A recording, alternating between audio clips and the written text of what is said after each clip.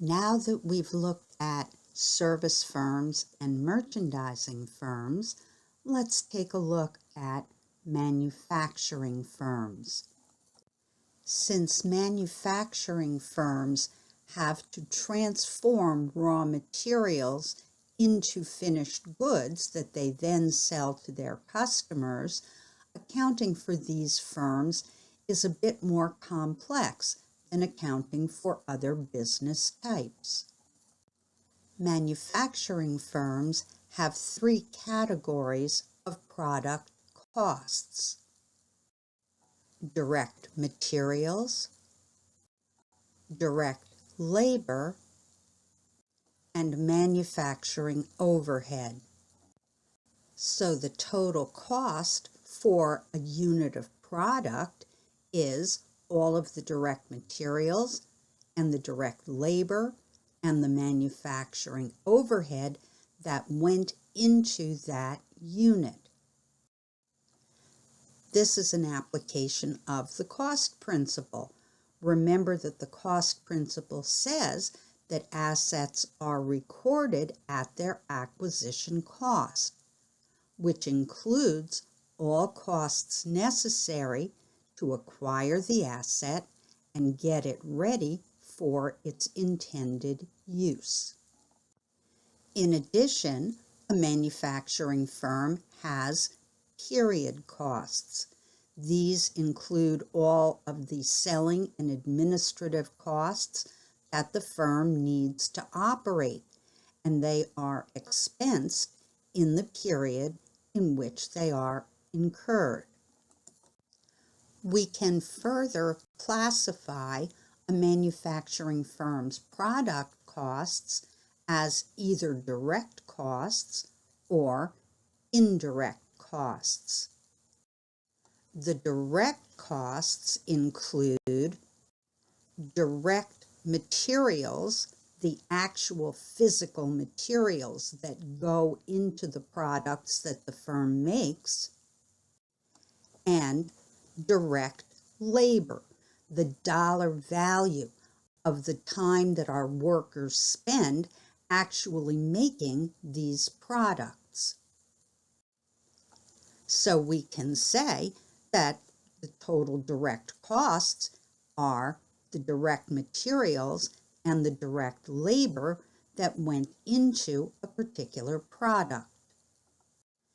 And these costs are traceable. That means that the firm has good records that tell us how much direct materials and direct labor went into a particular unit of product or a particular batch of a product. The firm's indirect costs are its manufacturing overhead costs. That is, all of the costs that the firm needs to run the factory and produce the products other than the direct materials and direct labor. These indirect costs include indirect materials. These are physical things that the firm uses up in the factory, but that don't become part of the actual products that the firm makes, like cleaning supplies or light bulbs. Indirect materials might also include some things that actually do become part of the product, but not in a way that the firm can measure, like glue or nails.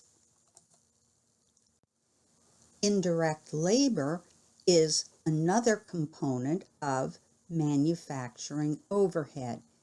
It includes the dollar value of our workers' time when they're not actually engaged in manufacturing a product. For example, their break time or the value of their time when they attend a training seminar. It also includes the dollar value of supervisors' time. The supervisors are in the factory watching the production process, but they're not actually engaged in making a particular product. So their time is considered an indirect cost. The third category of indirect manufacturing costs would include other manufacturing overhead items, like factory rent or depreciation, factory insurance, factory utilities like water and electricity, machine depreciation, repairs to the machines, and so forth. These are costs that the firm needs to incur in order to produce its products, but they are not traceable to particular products, so that makes them indirect costs. Altogether, we can say that the firm's indirect costs or manufacturing overhead includes the firm's indirect materials, indirect labor, and other manufacturing overhead costs.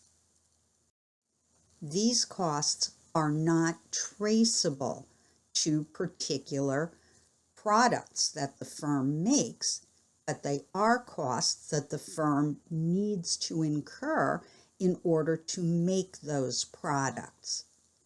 This is a very big deal, and we'll address several ways to solve that problem in chapters 17, 18, and 19. So here's a question for you to think about. Which of these items would you say is a direct cost of manufacturing a speedboat? Think about it for a moment.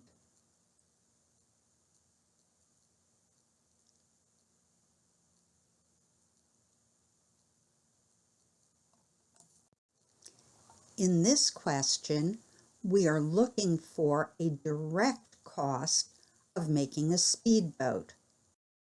That means that the right answer has to be either direct materials or direct labor.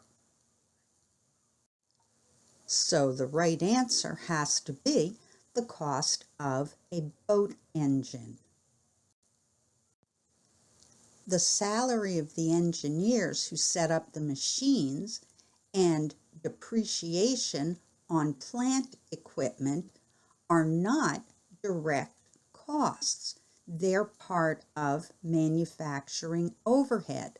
The firm needs to incur these costs, but they're not directly related to making a particular boat.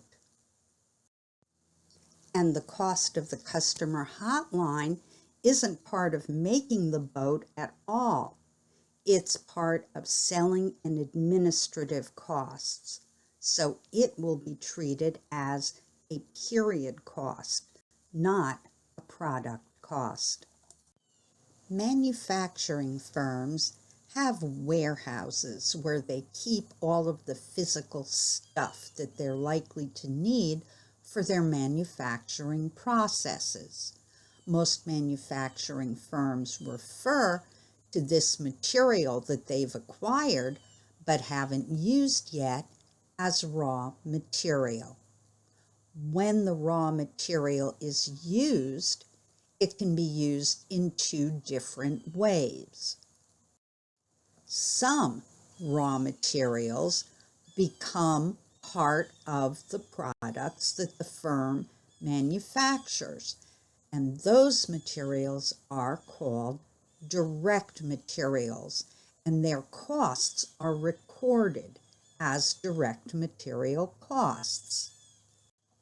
Materials that are used in the manufacturing plant but either don't become part of the product or are used in a way that's very difficult for the firm to measure are treated as indirect materials, and their costs are recognized as indirect material costs that become part of manufacturing overhead. Similarly, factories have workers who come to work every day at various jobs and expect to be paid for all of the work that they do during all of the hours that they do it. Part of workers' costs are treated as direct labor. That is the dollars for all of the hours that the firm's employees are directly involved in manufacturing various products. But workers expect to be paid for all of the hours that they are at work, not just the hours when they are directly involved in making the firm's products. So the cost of the portion of workers' time when they're not actively engaged in making a specific product because they are on break, or because they're attending a safety seminar, or because the machine broke down and they're waiting for it to be repaired, is treated as indirect labor, which becomes part of manufacturing overhead. In addition, supervisors, maintenance personnel, and inspectors are never directly involved in manufacturing specific products, so the dollar value of their work is also treated as indirect labor, which is part of manufacturing overhead. So the total costs that go into this pool called manufacturing overhead will include all of the costs of having a factory, like factory rent, utilities, and depreciation, plus all of the indirect materials that are used during the period, and all of the indirect labor that's used during the period. So here's a question to think about. Which of these items is not part of manufacturing overhead for a firm that produces computers?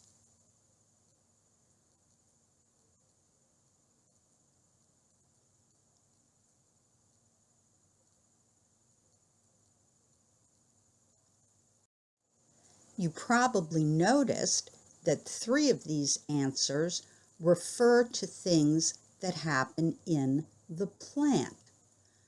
Manufacturing plant property taxes, manufacturing plant utilities, and insurance on plant machinery.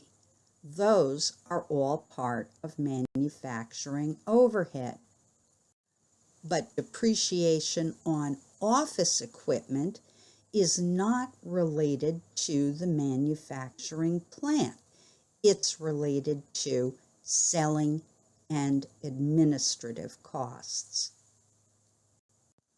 The manufacturing process starts when materials that are needed to manufacture a particular product are taken out of the raw materials warehouse and brought to the production floor, where their costs are transferred to work in process. That is, things that the firm is manufacturing that have been started but not completed. Those materials won't transform themselves into finished goods. They need direct labor and manufacturing overhead. So those costs are also added to work in process. and that goes on until the goods are complete. When the goods are finished being manufactured, they leave the production floor and go to the finished goods warehouse, and their costs come out of work in process and go to finished goods, where they sit until the goods are sold. At that point, the goods are shipped to the customer, and the cost of those goods leaves finished goods and is transferred to cost of goods sold. Now that we understand how the costs flow through the firm's manufacturing system conceptually, we need some formulas so that we can compute dollar amounts. To compute the amount of direct materials that the firm used during the period, we start with the firm's direct materials beginning balance. In other words, last period, the firm had a lot of direct materials.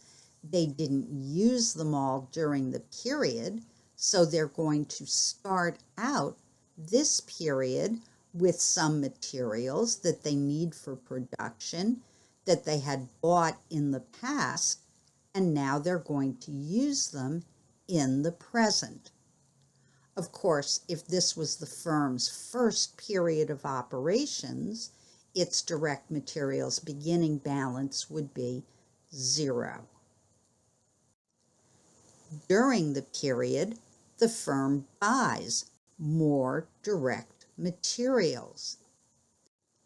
So altogether, during this period, between the old materials that are left over from last period and the new materials that were purchased in this period, the total equals the total amount of direct materials that are available that the firm could use during the period.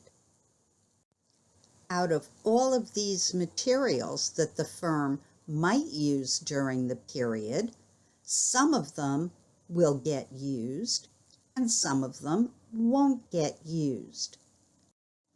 At the end of the period, the firm does a physical inventory to determine how much materials are left over unused.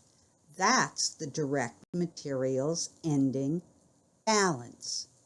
So the difference between all of the materials that the firm could use and the value of the materials that the firm clearly didn't use because they're still in the warehouse, the difference equals the dollar value of all of the materials that were used. Next, we need to compute the cost of the goods manufactured during the period.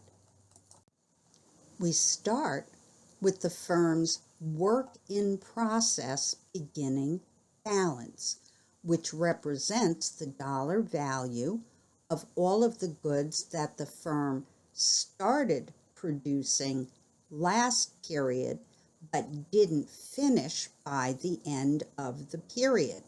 So when workers come in on the first day of the new period, those goods are sitting there on the production floor, waiting to be finished. Some firms don't have a work in process beginning balance, either because it's a brand new firm that just started business this month, so its work in process beginning balance would be 0, or because it's a firm that always finishes what it starts. For example, a firm that manufactures ice cream would never leave a batch of unfinished ice cream sitting around at the end of one period with the expectation that it would finish that batch when they come back to work the next day. Whereas a firm that manufactures toaster ovens could easily leave a bunch of partially finished toaster ovens sitting around and come back at the start of the next period to finish them. During the period, the firm adds all of the direct materials that it used to the production process. And it adds direct labor, and it adds manufacturing overhead. And these inputs are used to finish any partially completed units and to make more units.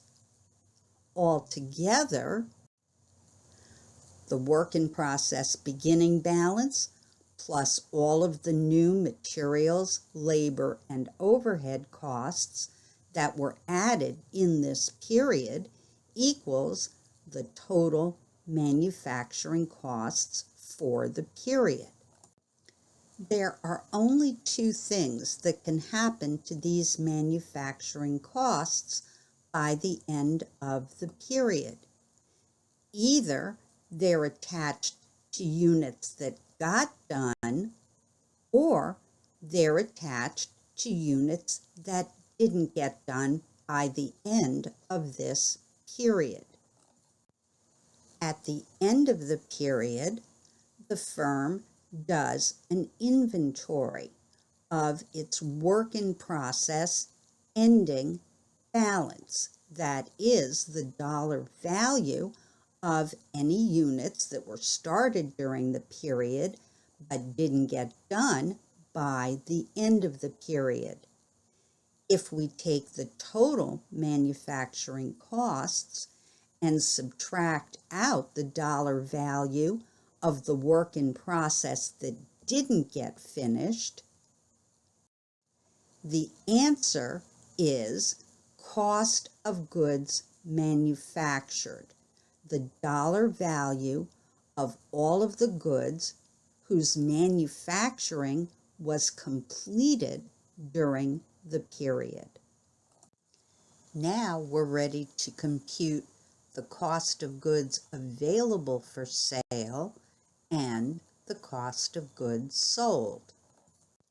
At the end of last period, the firm did a physical inventory of its unsold finished goods.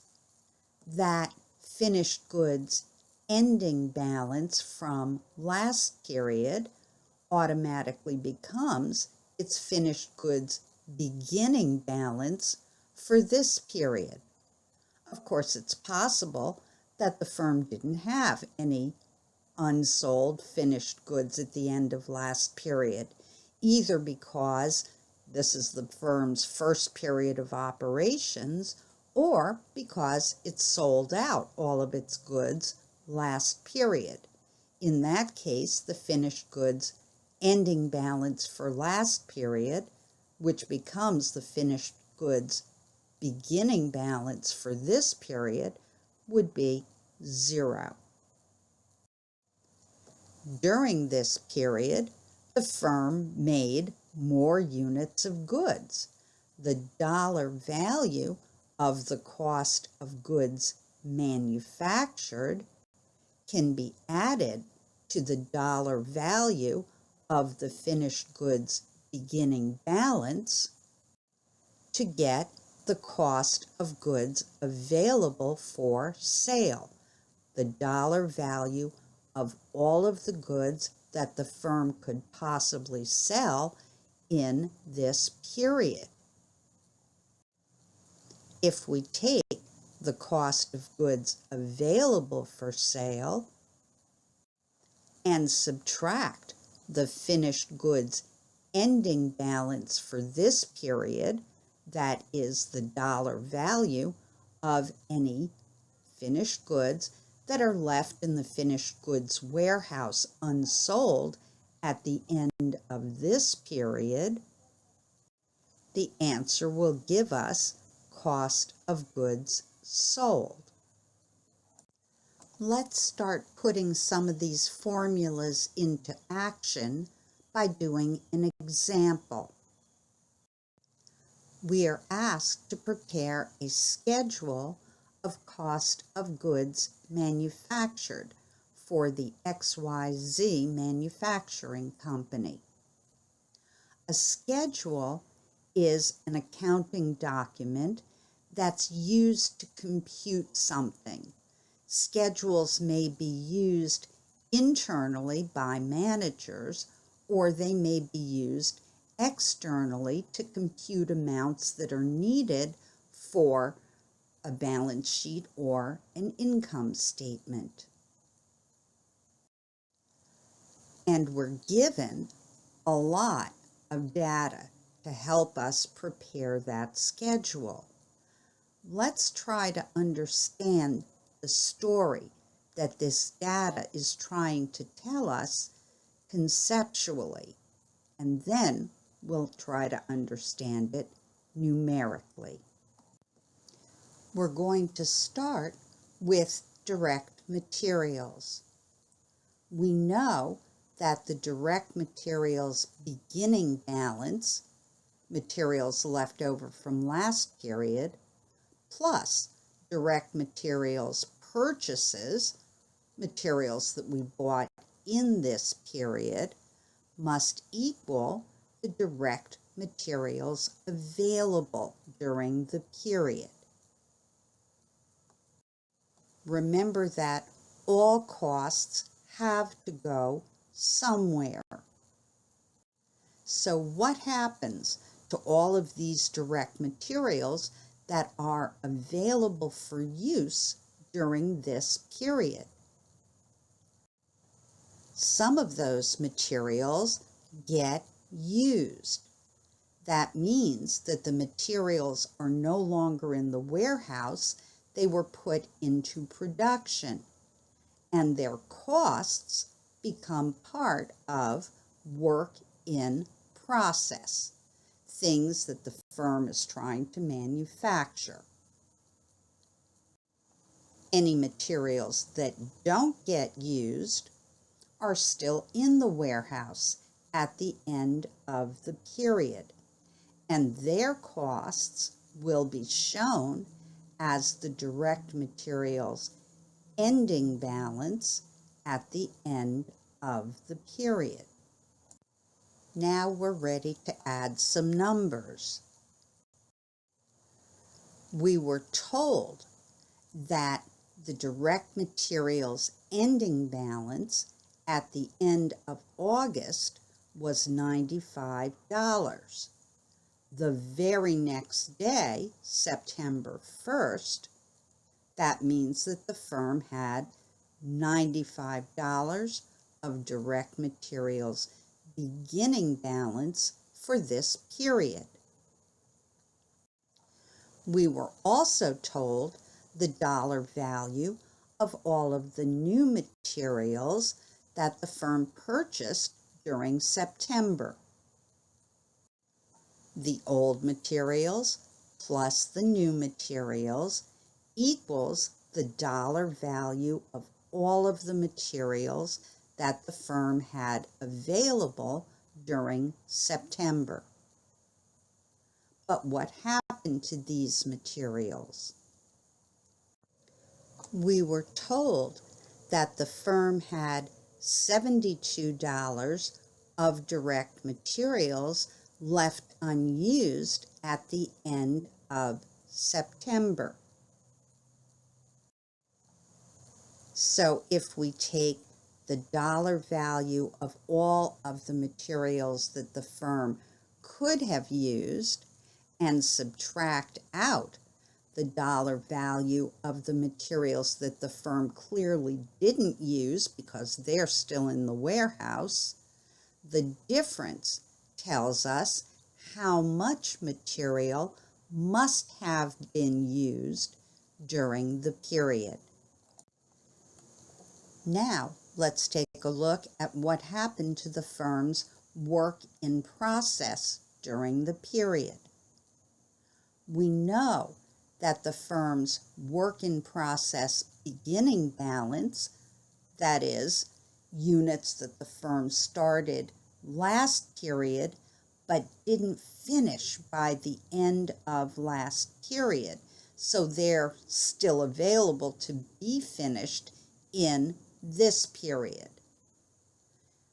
plus all of the new manufacturing costs that we added during this period must equal the total manufacturing costs for the period. But what happened to those costs?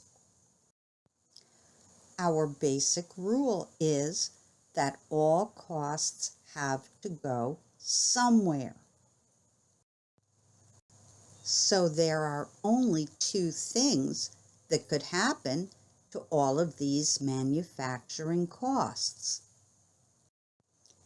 Either they are associated with units that got done and left the production floor to go to the finished goods warehouse, or they're associated with units that didn't get finished being produced during the period.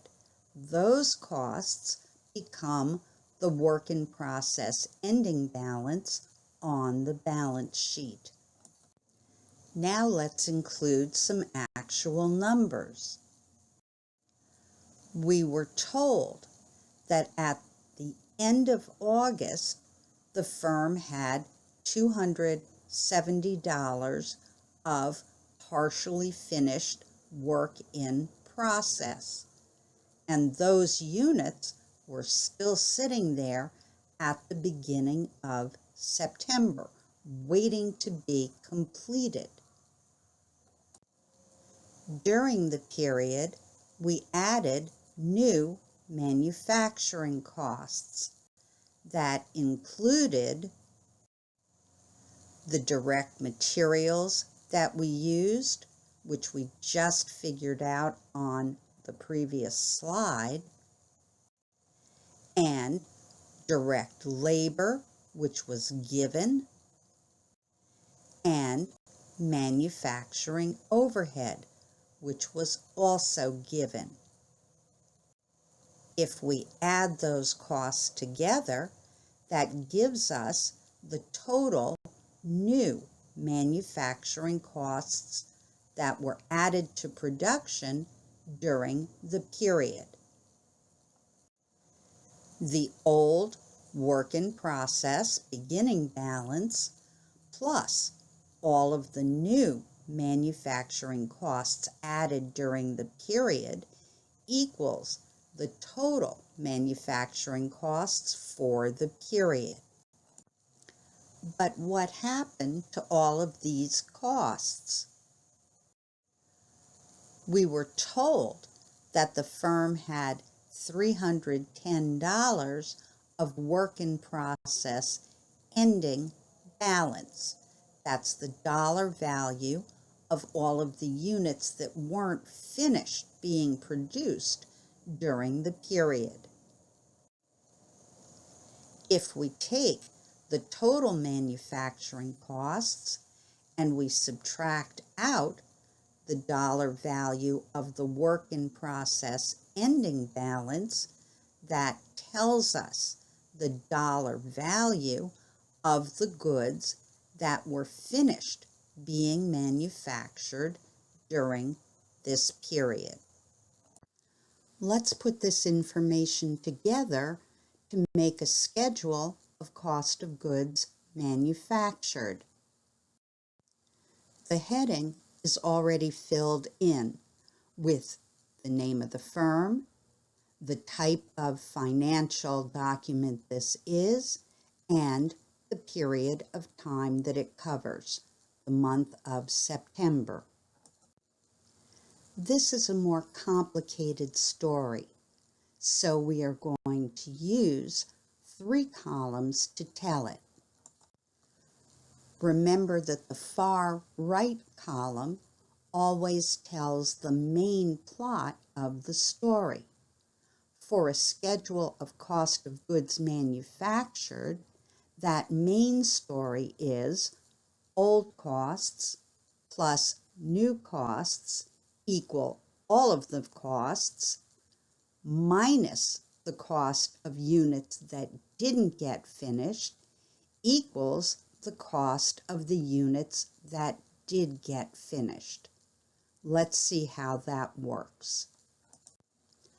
The firm ended August and began September with $270 of work in process, partially finished units. Now we need to figure out how much new costs the firm added during the period in terms of materials, labor, and overhead. Let's start with direct materials. The firm ended August and began September with $95 of direct materials on hand. During September, the firm purchased more direct materials. We can add those two amounts together to get the total direct materials that were available for use during September. At the end of September, the firm had $72 of direct materials that were still in the warehouse, unused. If we subtract the ending direct materials balance, the value of the materials that didn't get used, from the total direct materials that were available for use, the answer is the total direct materials that were used during the period. Now we can add the direct labor that was used in September and the manufacturing overhead that was used in September. Altogether, that tells us the total new manufacturing costs that the firm incurred during the month. If we add the old costs from the beginning work in process plus the new costs that were added in the month, that gives us the total manufacturing costs that we need to account for. There are only two things that can happen to these costs. Either they're attached to units that got finished, or they're attached to units that didn't get finished. So if we subtract out the dollar value of the ending work in process units that weren't finished by the end of September, the answer will be the cost of goods manufactured, the dollar value of all of the units that were finished being manufactured in September. Now we're almost ready to prepare XYZ's income statement for September. But we need some additional data. Let's try to understand this data conceptually, and then we can use it mathematically. Most firms like to end each month with some finished goods on hand. That way, they'll have some inventory to sell to their customers at the beginning of the next month before they've had a chance to produce new units. The finished goods ending balance for 1 month automatically becomes the finished goods beginning balance for the next month. If we add XYZ's finished goods beginning balance for September to its cost of goods manufactured in September, which we just figured out, the answer will be the cost of goods available for sale in September, the dollar value of all of the inventory that the firm could sell. But what happened to those costs? We know that all costs have to go somewhere. So where did these costs go? Some of these units were sold to customers, so their costs become cost of goods sold on the income statement. Other units weren't sold, so their costs become the finished goods ending balance on the balance sheet at the end of the month. Let's try adding some numbers. We were told that XYZ ended August with $420 of finished goods inventory. That ending inventory for August becomes the finished goods beginning balance for September. We can look at the schedule of cost of goods manufactured that we just prepared to get the total dollar value of the new goods that were produced during September. Altogether, if we add the value of the finished goods that were left over from August plus the dollar value of the new goods that were produced in September, that gives us cost of goods available for sale, the dollar value of all of the goods that the firm could have sold during the month. But did they? We were told that XYZ ended September with $930 of finished goods. Those are the units that weren't sold. If we subtract the dollar value of the units that weren't sold from the dollar value of all of the units that could have been sold, that tells us the dollar value of all of the units that did get sold.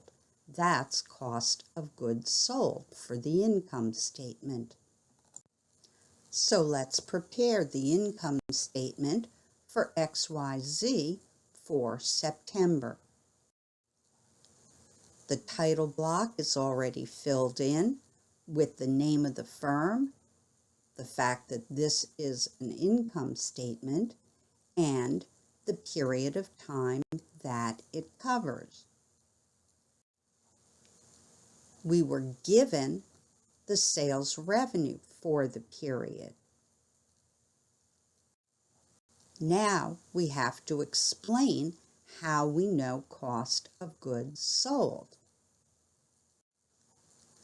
We start with the finished goods ending balance from August, which is the beginning balance for September, and add the cost of goods manufactured during September. Altogether, that gives us the cost of goods available for sale. But not all of these units were sold. So we subtract out the finished goods ending balance for September to get cost of goods sold. Sales revenue minus cost of goods sold equals gross profit. But we don't get to keep all of that gross profit. Some of it has to cover the firm's selling and administrative expenses for the month. This information was given. And the difference between the firm's gross profit for the month and its selling and administrative expenses gives us XYZ's operating income for September. Manufacturing firms usually show 3 inventories on their balance sheet. Their raw materials inventory, that is, materials that the firm had at the end of the month but hadn't used for production. Its work in process inventory, that is, partially finished units that weren't completed by the end of the month, and finished goods inventory, units that were available for sale but hadn't been sold by the end of the month. This information was given to us. Managers probably want to know the average cost of the units that were sold during the month. To compute this amount, we start with cost of goods sold and divide by the total number of units that were sold. This number was given, and that tells us the average cost for the units that were sold. Now managers have to think about this number and decide whether it's good news or bad news. And that depends on how much they expected each unit to cost and any changes in their supply chain or production process. Then managers need to think about whether they're okay with this number and whether there are any things that they can do differently going forward so that the firm can operate better. You've probably noticed that manufacturing firm operations are complex. There are 2 things that manufacturing firms sometimes do to simplify the accounting for their operations. One thing is to combine direct materials and direct labor as prime costs. Then the firm can treat its total manufacturing costs as its prime costs plus manufacturing overhead. A different technique is to combine direct labor plus manufacturing overhead as conversion costs, that is, the costs needed to convert direct materials into finished goods. Then the firm can say that its total manufacturing costs are the direct materials used plus all of the costs needed to convert them into finished goods. We will be using each of these concepts in later chapters. This is the end of chapter 16.